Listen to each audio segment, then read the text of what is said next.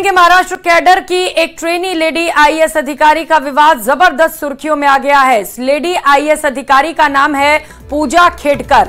पूजा खेडकर की VIP demand से लेकर उनकी ज्वाइनिंग तक में इतने विवाद सामने आ रहे हैं कि अब उनका ट्रांसफर कर दिया गया है। पुणे में तैनात ट्रेनी आईएएस अधिकारी को अब वाशिम जिले में भेजा गया है। बताया जा रहा है कि पुणे में तैनाती के दौरान इन्होंने ऐसी डिमांडें रख दी कि बड़े अधिकारियों के पसीने छूट गए। पहले तो इन्होंने अपना प्राइवेट चैम्बर न मिलने पर एक सीनियर अधिकारी के चैम्बर पर कब्जा जमा लिया। इसके बाद अपनी प्राइवेट ऑडी कार में इन्होंने लाल और नीली बत्ती लगवा ली, वो भी हूटर के साथ। इतना ही नहीं, अपनी प्राइवेट कार में इन्होंने महाराष्ट्र शासन लिखवा लिया, जबकि ऐसा प्रोहिबिशन अधिकारी नियमों के तहत नहीं किया जा सकता। मतलब लेडी आईएएस अधिकारी ने पहली पोस्टिंग के दौरान रसूख दिखाने में कोई कोर कसर नहीं छोड़ी। I'm not authorized to speak anything right now, so I cannot comment on this. Ma'am, आज आपको ज्वाइन करना है? Oh, I'm very happy to join in Washim district, and I'm looking forward to working in it. So you do not provide me to speak about that, so sorry I cannot talk about it. खबरों में आगे बढ़ेंगे और बात बारिश के बीच हिमाचल प्रदेश के हालातों की, जहां पर चंबा से दिल दहला देने वाली तस्वीर सामने आई। वहां मणि महेश डल झील की ओर जाने वाले रास्ते पर एक पहाड़ी दरक गई। सामने आए वीडियो में पहाड़ी से फुल स्पीड में पत्थर गिरते हुए देखे जा सकते हैं और फिर धुएं का ऐसा गुबार उठा मानो कोई जोरदार बम विस्फोट हुआ हो। राहत की बात यह रही कि इस हादसे में जान माल का नुकसान नहीं हुआ है।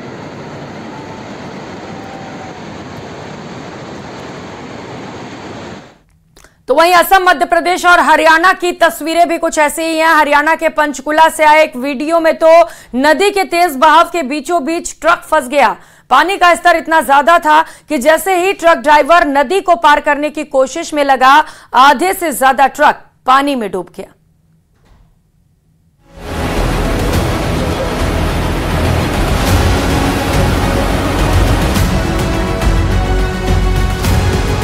हरियाणा में लगातार बारिश की वजह से वहां की नदियां उफान पर हैं, लेकिन बावजूद इसके लोग लापरवाही बरतते हुए नदी पार करने की कोशिश करते हैं। ऐसी ही एक घटना हरियाणा के पंचकुला से सामने आई, जहां नदी के तेज बहाव के बीचों बीच एक ट्रक फंस गया। नदी में पानी का स्तर इतना ज्यादा था कि जैसे ही ट्रक ड्राइवर नदी को पार करने की कोशिश करने लगा, उसका ट्रक आधे से ज्यादा पानी में डूब गया। ट्रक ड्राइवर ने किसी तरह तैरकर नदी पार की। वहां मौजूद लोगों ने ट्रक ड्राइवर को बाहर निकालने में मदद की, लेकिन नदी के तेज बहाव के बीच किसी ने उस ट्रक को वहां से निकालने की हिम्मत नहीं की।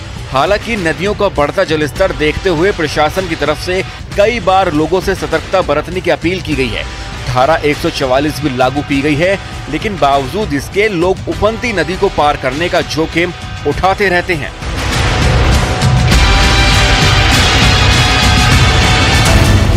यूपी के कई जिलों में बारिश बर्बादी का सबब बन गई है। बाढ़ जैसे हालात के बीच गांव के गांव डूब गए हैं। लगातार बारिश की वजह से नदियों का जलस्तर बढ़ गया है। लखीमपुर खीरी और पीलीभीत में तो बाढ़ कहर बरपा रही है, क्योंकि शारदा और घाघरा नदी ने रौद्र रूप ले लिया है। लखीमपुर खीरी में तो लोगों के घर, दुकान, खेत सब कुछ डूब गया है। कई जगह सड़क का नामो निशान तक मिट गया है। लोगों की जान पर बनाई है। इसीलिए कुछ लोग अपने जानवरों के साथ तो कुछ थोड़ा बहुत सामान लेकर निकल पड़े हैं, एक महफूज ठिकाने की तलाश में। पीलीभीत में करीब 150 गांव बाढ़ से प्रभावित हैं। एसडीआरएफ के जवान और वायुसेना लोगों की मदद में जुटे हुए हैं। यूपी के बलरामपुर में भी सड़कों पर भी समंदर उतर आया है। लोगों के घरों में पानी ने कब्जा जमा लिया है। मुरादाबाद में रामगंगा नदी और अयोध्या में सरयू का जलस्तर डराने लगा है। सीतापुर में भी सैलाब जमकर तांडव मचा रहा है। सैकड़ों गांव टापू में तब्दील हो चुके हैं।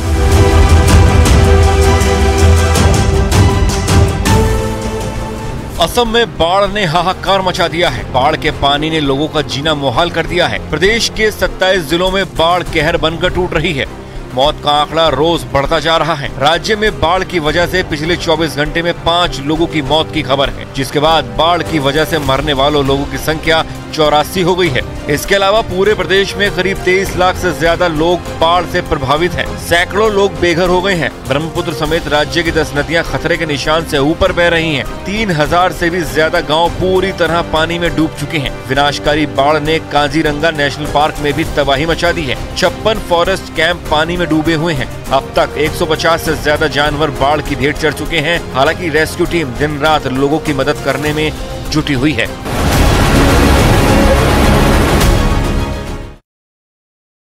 और अब थंडर के तहत झोला छाप डॉक्टर और अवैध मेडिकल स्टोर पर छापेमार की कार्रवाई की।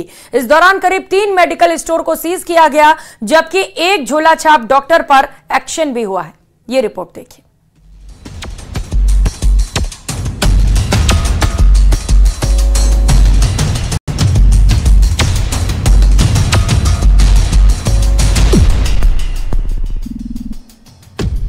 बिना लाइसेंस के अवैध तरीके से मेडिकल स्टोर चलाने वालों की अब खैर नहीं है, क्योंकि स्वास्थ्य विभाग ने ऑपरेशन ब्लैक थंडर के तहत छापेमारी कर कार्रवाई शुरू कर दी है। इसी कड़ी में बीकानेर के खाजूवाला में स्वास्थ्य विभाग की टीम ने गौड़ मेडिकल स्टोर, आदर्श मेडिकल स्टोर और सुरेंद्र कुमार नाम के एक झोला छाप डॉक्टर की दुकान पर छापेमारी की। खंड मुख्य चिकित्सा अधिकारी डॉक्टर मुकेश कुमार मीणा के नेतृत्व में ये कार्रवाई की गयी। सरकार के राज्य सरकार के आदेशानुसार हम लोग हमारे सीएमओ साहब ने ब्लैक थंडर ऑपरेशन चालू किया, जिसमें तहसीलदार और खंड चिकित्सा अधिकारी, डीआई और एक थाने का अधिकारी को लेके कार्रवाई करने के आदेश हैं। जो भी झोला छाप जितने भी बैठे हैं उनका एक बार कार्रवाई करने के आदेश किए, तो उनके अनुसार हम आए। तो यहाँ देखा बाहर मेडिकल चल रहा है और पीछे अस्पताल चला रखा है। 6 बेड लगाए हुए हैं जिन पर मरीज लेते हुए, तो ये बहुत गलत है। और जिनके पास लाइसेंस भी नहीं है, मेडिकल का देखा तो डीआई ने देखा तो मेडिकल का लाइसेंस भी नहीं है, खुद बैठे हुए हैं। तो जो भी नियमानुसार कार्रवाई होगी कार्रवाई करेंगे। सीएससी खाजूवाला प्रभारी डॉक्टर अमरचंद बुनकर, ड्रग इंस्पेक्टर नवीन कुमार और बीएचएस मदन लाल की टीम ने भगत सिंह चौक के पीछे गौड़ मेडिकल स्टोर में चलाए जा रहे अस्थायी हॉस्पिटल पर छापेमारी की, जहां 5 बेड लगे हुए मिले। मौके पर 3 मरीज भी थे। विभाग ने मेडिकल स्टोर बंद कराकर लाइसेंस निरस्त करने के लिए रिपोर्ट तैयार कर ली है। वहीं आदर्श मेडिकल स्टोर पर 3 बेड लगे हुए मिले और मरीजों की ड्रिप, सिरिंज और दवाई मिली है। इस कार्रवाई के बाद इलाके में हड़कंप मच गया, जबकि दूसरे मेडिकल स्टोर वाले उसे बंद कर फरार हो गए। बीकानेर से न्यूज़ 18 राजस्थान के लिए विक्रम जागरवाल की रिपोर्ट। अवैध निर्माण के खिलाफ कार्रवाई की गई। प्रशासन के बुलडोजर ने अतिक्रमण को ध्वस्त कर दिया। जयपुर में जेडीए ने जोन 13 में सरकारी जमीन को अतिक्रमण मुक्त कराया। दूसरी तस्वीर डूंगरपुर से है, जहां आसपुर कस्बे में रोड से अतिक्रमण हटाने की कार्रवाई की गई। इसके अलावा तीसरी तस्वीर झुंझुनू की है, जहां पिलानी इलाके में करीब 4 घंटे चले इस अभियान के बाद 30 बीघा जमीन को अतिक्रमण मुक्त कराया गया।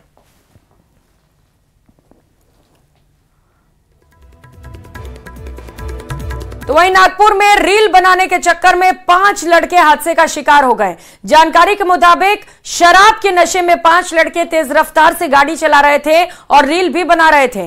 इसी दौरान उनकी गाड़ी पास ही लगी रेलिंग से टकराकर पलट गई। इस हादसे में 2 लड़कों की मौत हो गई, जबकि 3 लोग घायल हैं। इस हादसे का एक वीडियो भी सामने आया है, जिसमें ड्राइविंग सीट पर बैठा लड़का गाड़ी के स्टीयरिंग को खतरनाक तरीके से दाएं और बाएं घुमाता दिखा।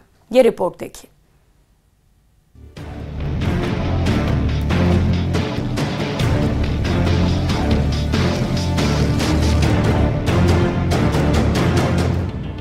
कार पलटी हुई है, सड़क की रेलिंग टूटी हुई है। अंदाजा लगाना ज्यादा मुश्किल नहीं कि सड़क पर कितना भयानक हादसा हुआ है। और ये सब हुआ है ड्राइविंग के वक्त रील बनाने की कोशिश में। रील बनाने का चस्का युवाओं पर इस कदर हावी है कि वो अपनी जान को भी खतरे में डालने से पीछे नहीं हट रहे। रील मनोरंजन के लिए तो ठीक है, लेकिन महज एक रील बनाने पर जब जान चली जाए तो ये बेहद ही चिंता में डालने वाला है। अब नागपुर में रील का नशा काल बनकर टूटा। हादसा 9 जुलाई का बताया जा रहा है। हादसे से पहले एक वीडियो सामने आया है। कार में 2 लड़के दिखाई दे रहे हैं। एक ड्राइविंग सीट पर बैठा है तो दूसरा बगल में। बताया जा रहा है कि सभी एक बर्थडे पार्टी से वापस आ रहे थे और नशे की हालत में भी थे।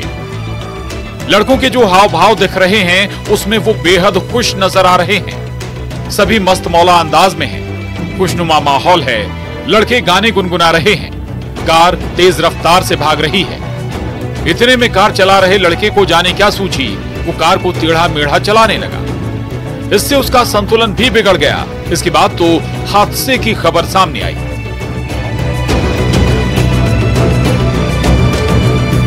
कार सड़क किनारे बनी रेलिंग को तोड़ती हुई बढ़ी और थोड़ी दूर जाकर पलट गई। हादसे के बाद कार की टकराने की आवाज काफी दूर तक सुनाई दी। सुबह 3 बजे की ये घटना बताई जा रही है। आसपास के लोग घटना स्थल पर पहुंचे। वहां जो देखा उससे सभी के पैरों के तले जमीन खिसक गई। गाड़ी पलटी हुई थी। 5 लड़के उसके अंदर थे। कुछ तो बुरी तरह कराह रहे थे। बाद में पुलिस को सूचना दी गई।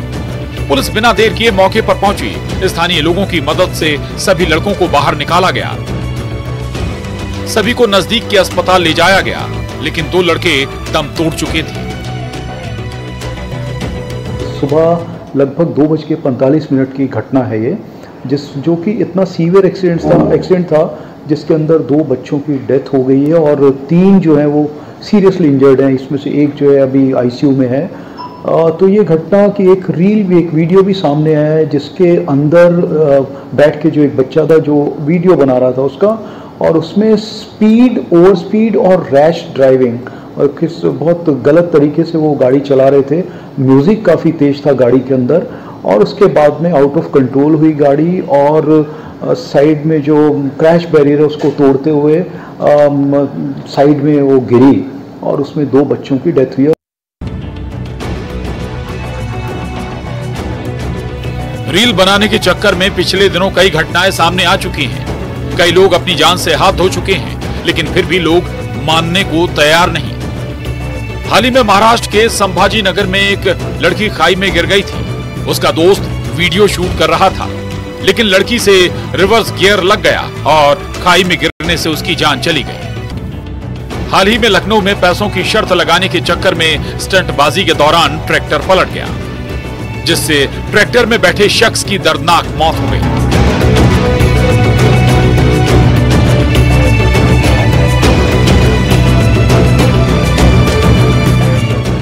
इसी तरह ऋषिकेश में लहरों के बीच रील बनाने की कोशिश में कई लोग अपनी जान गंवा चुके हैं। सोशल मीडिया के दौर में लोग वीडियो और रील बनाकर अपलोड करते हैं। महज चंद व्यूज और लाइक पाने और मशहूर होने के लिए वो अपनी जान को दांव पर लगा देते हैं। न्यूज़ 18 आपसे अपील करता है कि ऐसी रील ना बनाएं। Bureau report, news 18।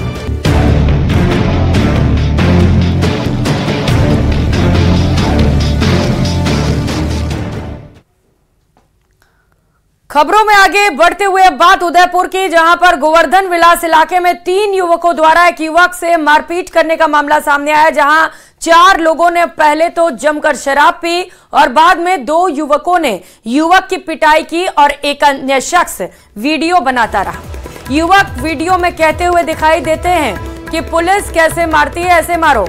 युवक के चेहरे पर खून आता भी दिखाई दे रहा था। हालांकि वीडियो वायरल होने के बाद पुलिस ने आरोपियों को गिरफ्तार भी कर लिया है। वहीं घायल नरेंद्र पाल सिंह को प्राथमिकी के लिए अस्पताल पहुंचाया गया। पुलिस अब पूरे मामले की जांच में जुटी है। पीसीएस ज्योति मौर्य के बहुचर्चित मामले की तरह एक मामला यूपी के झांसी से सामने आया, जिसमें दावा किया जा रहा है कि लेखपाल बनने के बाद एक पत्नी ने अपने पति को पहचानने से इनकार कर दिया। नीरज का अपनी पत्नी ऋचा पर आरोप है कि नौकरी मिलते ही उसकी पत्नी ऋचा ने उससे दूरियां बना ली। ये रिपोर्ट देखिए। पीसीएस ज्योति मौर्य के बहुचर्चित मामले की तरह एक मामला यूपी के झांसी से भी सामने आया, जिसमें दावा किया जा रहा है कि लेखपाल बनने के बाद एक पत्नी ने अपने पति को पहचानने से ही इनकार कर दिया। नीरज का अपनी पति ऋचा पर आरोप है कि नौकरी मिलते ही उसकी पत्नी ऋचा ने उससे दूरियां बना ली। उसको आज लेखपाल का नियुक्त प्रमाण पत्र मिला है और उसकी पत्नी ने लेखपाल बनने के बाद उसको छोड़ दिया है।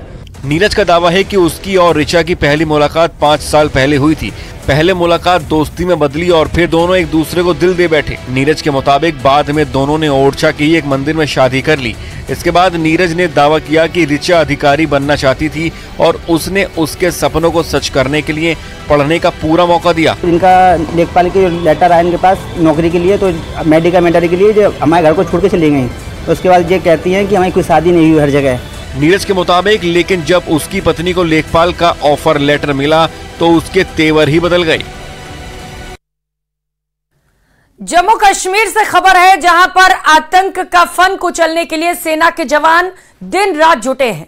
अपनी जान की परवाह किए बगैर आतंकियों को सबक सिखाया जा रहा है। सेना के एक्शन से बौखलाए आतंकी सिर्फ हथियारों से ही जंग नहीं लड़ रहे हैं, बल्कि उन्होंने नार्को टेररिज्म का जाल भी फैला रखा है।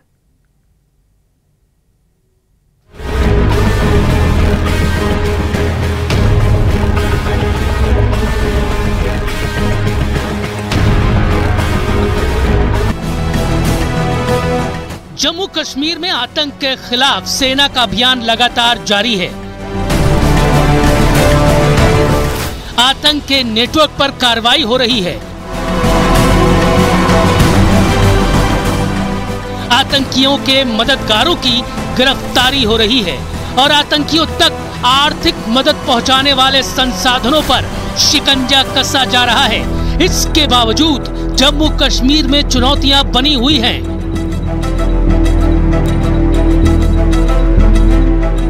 यानी इन्हीं चुनौतियों में से एक है नार्को टेररिज्म, यानी मादक पदार्थों के कारोबार की चुनौती।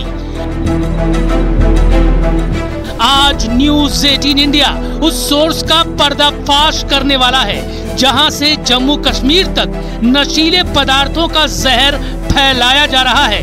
और इस खबर की तलाश ने हमें पाकिस्तान की सीमा से सटे कुपवाड़ा तक पहुंचा दिया। यहाँ कुछ दिन बिताने के बाद हमारे सामने जो कुछ आया उसने हमारी पूरी टीम को सन्न कर दिया। और ये इसलिए हुआ क्योंकि हम ओवरग्राउंड वर्कर्स के एक एक्टिव नेटवर्क से संपर्क साधने में कामयाब रहे। पहले तो इस नेटवर्क से जुड़े लोगों ने हमसे बातचीत करने से मना कर दिया, लेकिन काफी देर तक समझाने के बाद उनमें से एक ने राज उगलने के लिए हामी भर दी। इस शख्स ने नार्को टेररिज्म और उसके पूरे नेक्सस की कहानी बताई। ये एक तंगदार की बात नहीं है, ये पूरे जम्मू कश्मीर सबकी बात है। पौंछ, लजौरी, डोडा, किश्तवाड़, जगह जगह की बात है सर। ये जब इधर से गए, ये पाकिस्तान विजिट पे गए, उनके फोन नंबर वगैरह ये वो लटम पटम ने ला के रखा अपना सब कुछ। अब इनका तालमेल इधर से हो रहा है। अब उधर से वो आपने डायरेक्शन दिखाते हैं कि फलानी जगह, वो जो लोग यहाँ से गए हुए हैं उन लोगों को हर जगह का पता है, हर जंगल का पता है, हर बॉर्डर का पता है, किस बॉर्डर में किस जगह में हमें क्या करना है। फिर वो लाते हैं वहां पे, वहां लाकर फिर भेजते हैं इनको, ये लाते हैं सीधा इधर। जब इधर पहुंच गया तो फिर आगे खुल हो जाती है। फिर आगे जब नाके पे कोई पकड़ा गया, नहीं पकड़ा गया तो गया। उधर तो फेंसिंग है ही नहीं है सर, उस पार फेंसिंग नहीं है, फेंसिंग ऐसी पार है। उस साइड जो गांव है ये उन गांवों में पहले आती है, फिर उन गांवों से फिर शिफ्ट होती है, समझो फेंसिंग से इस साइड। जब इस साइड से फिक्स होगी फिर चला गया काम आस्ता आस्ता, फिर इन्होंने बिक्री करना स्टार्ट करते हैं। गरीब जो होगा लालच में आ जाएगा। गरीब जो होगा जिसको घर में खाने के लिए नहीं होगा, आज ऐसे लोग भी हैं जिनको घर में खाने के लिए भी नहीं है सर। जब कोई गरीब होगा बोलेगा इसने मकान बना लिया, इसने बिल्डिंग बना ली, इसने गाड़ी ले ली, इसने जमीन ले ली फलानी जगह में, अब अगर मेरा भी रुपया 10, 20 हजार, 50 हजार मुझे मिल जाएगा, मेरे बच्चे भी खाना खाएंगे। बच्चों के लिए तो हर एक कुर्बानी देता है। ग्रेनेड आते हैं, हथियार आते हैं, वो पता नहीं क्या बोलते हैं, AK-47 पता नहीं क्या बोलते हैं, वो आती हैं, मैगजीनें आती हैं, गोलियां आती हैं, बारूद आते हैं, तो ये बिक्री करते हैं। उसके फायदे में इनको मिल जाते हैं हथियार वो आगे एजेंसी पहुंचाते हैं, आगे अपने ठिकाने पे जहां उनको बोला होता है। ये पूरी जम्मू कश्मीर की पूरी बॉर्डर से आता है। मादक पदार्थों की तस्करी से जुड़ी इस कहानी की जड़ों तक पहुंचने के लिए हमें एक और पड़ाव तक पहुंचना था। ये पड़ाव था पुंछ। यहां हमने अपने एक सूत्र से संपर्क किया जिसने हमें नाम न बताने की शर्त पर ओवरग्राउंड वर्कर्स के दावों का पूरा सच बयान किया। टेररिज्म और ड्रग्स को अलग नहीं कर सकते। पहले जब यहाँ टेररिज्म आया फिर उसके साथ ड्रग आया, उससे पहले ड्रग का कोई नाम नहीं था। और वो जो ड्रग अब आया है वो अब हमारी नस्लों की जड़ों में चला गया है, अब वो पूरी सोसाइटी को खराब कर रहा है। जब लोग ड्रग में पड़ जाते हैं तो फिर वो टेररिज्म में भी सॉफ्ट टारगेट बन जाते हैं। ड्रग जितना है ये क्रॉस बॉर्डर हो रहा है, हमारे बॉर्डर से आ रहा है, हमारा पड़ोसी मुल्क भेज रहा है, और मिलिटेंसी जो है वो भी वही भेज रहा है, तो पीछे से भी ये जुड़ा है। तो ये तो है ना कि फिर वो उसी रास्ते से आ रहा है, बॉर्डर के सटे इलाकों से लोगों का हो सकता है आपस में वो लिंक तो है ना। यानी पाकिस्तान की तरफ से नार्को टेररिज्म के जरिए भी नुकसान पहुंचाने की लगातार कोशिश की जा रही है। इस बात का पता ऐसे भी चलता है कि सरहदी इलाकों से कई बार ड्रोन और करोड़ों के ड्रग्स बरामद हो चुके हैं।